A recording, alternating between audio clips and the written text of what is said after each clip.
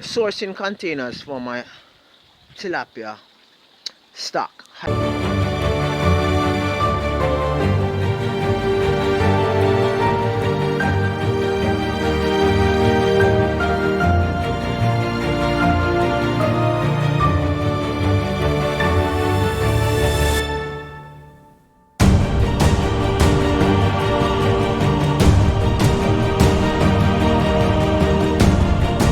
everybody, welcome again to another episode of Fish Keeping Jamaica. Welcome to my channel.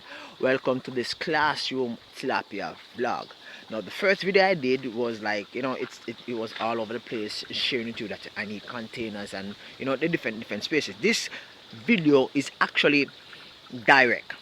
Okay, so we're gonna be needing small containers so as to secure the fingerlings that you're going to be getting. You're going to be getting the fingerlings from whichever source you get it from. Um, you can get it from RADA, Rural Agricultural Authority or agency. I'm not 100% sure about that. Right? You're going to be getting from them, or you're going to be getting from a fish farmer. You can get a fish from anywhere once they are fingerlings, right? Cool. And I advise you to get fingerlings and not adults, because when you get the fingerlings instead of the adults, what happens is that you're able to get, yes, it's going to take a long while for you to actually start to see some amount of income, because it's going to take a long while before they actually mature and start to breed. But when you get the adults, remember, broodstock only lasts for a period of time. So you get the adults and they are breeding. What happens is that they only last for a few months in the age, and just like female humans, they start to go down the hill as far as the volume of babies that they can have um, at the end of their allotted period, right? It's totally different captive bred tilapia from wild bred tilapia. Tilapia can live, I think, about 10 or 15 years. I'm not 100% sure. But you want maximum stock. And when you get the tilapia from even juvenile stage growing up, you find that you get more babies from them than when you get the older ones, right? So yeah. Okay, so um you're gonna be getting the containers. You're now moving on from the 5 gallon bucket to 5 gallon drum, right? You are in the in the mold. You just start 5 gallon bucket, um 2 gallon bucket, 10 gallon bucket, whatever, right? So you're gonna actually be moving on. Now you have the 5 gallon drum. Now after the fish have actually reached probably about 3 inch, 2 inch, you now are gonna have to move the fish from the 5 gallon. Well, you're gonna have to move the fish from the 5 gallon bucket from about 2 inch, 2.5 inch to this space, right? And when it reaches roughly at 3.5 inches, you're gonna be moving it from this space to a space such as this. Now, if you have vats, it would be really awesome, because vats hold more.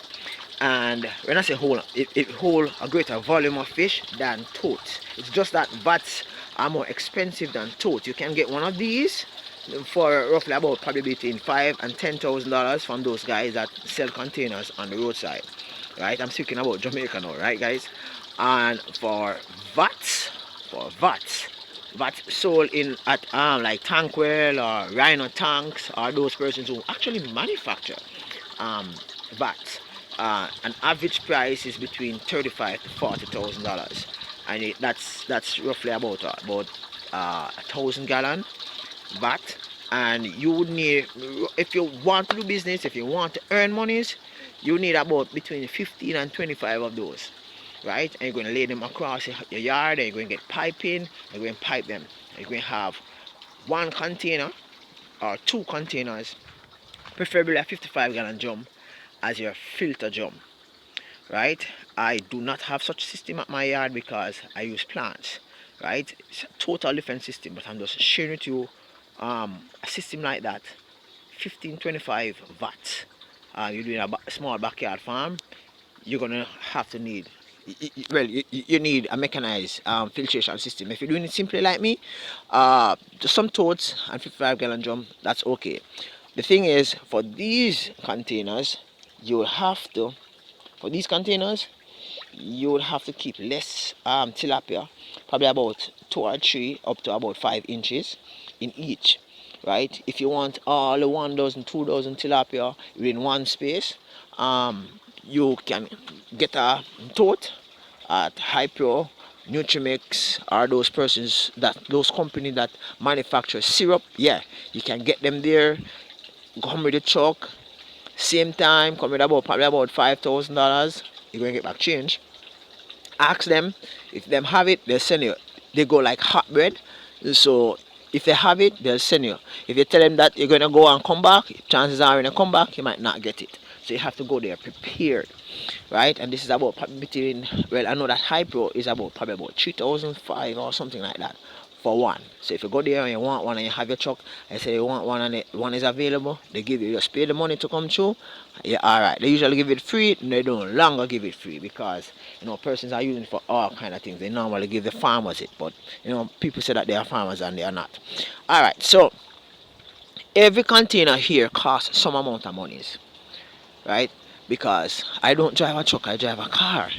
So even if I get it free, I'm gonna have to pay somebody monies to carry this to my yard, right? So each of them is like if you pay like $4,000 for the container, I probably just down the road from me. $4,000 for container, I'm gonna have to look for to pay a van man at least another $4,000 to carry to my yard, right? So that's where I'm at. It's cheap, but to get it here, that's another thing, right? So you keep you keep the fish in these containers up until about probably about 2.5 inches the maximum, right? If you're gonna go over that, you're gonna have to keep like 2 or 3 fish in it, right? As you can see, I have about 18, but I have different fish. I have Demasone, Janai, Emboma, I have Yellow Lab, I have uh, Jaguar cichlid. I have all different type of fish here, right? So my tilapia babies are not kept here. They are kept at the side in a smaller container. They are just merely 1 inch right now. So they'll be graduating to one of these containers very soon. That means I'm going to have to shift up something, right? So you have these containers. They do cost. When I was first purchasing these containers, that was about 2017. I got one. That's a drum, guys. I got one of these containers for $1,000, and I have 18 containers. So so that's about an average of about $18,000, and that is like 5-6 years ago. I know for a fact that they are selling one of these container, that's one drum, for about roughly about $2,000 per one right now, right?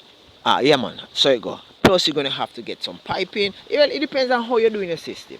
My system was actually plumbed to be filtered by a huge pump with a barrel with sand and gravel in it, but the light bill for the pump was generating too much, meaning that it burned so much electricity that my light bill go up.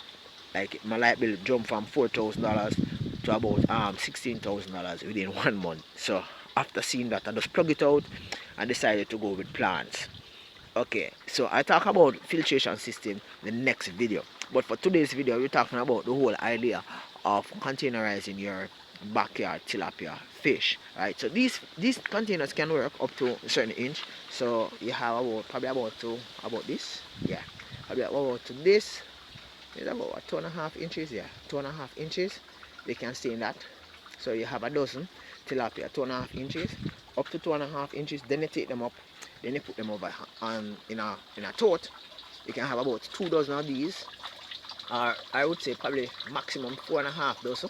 And when they start to get large now, they double the size to probably about 6 dozen. Then now you would split it, so you have 1 dozen in this tote and 1 dozen in that tote. And if you really want them to grow large, like those Easter fish where you have to cut them up for them all in a pot, right? You have like one single tilapia in one of this, and within 9 months, guys, the fish is like as long as my arm. Yeah, man, they're big, right? You just feed them properly, and if you can get some source of high protein live fish food, give it to them. They're good, right?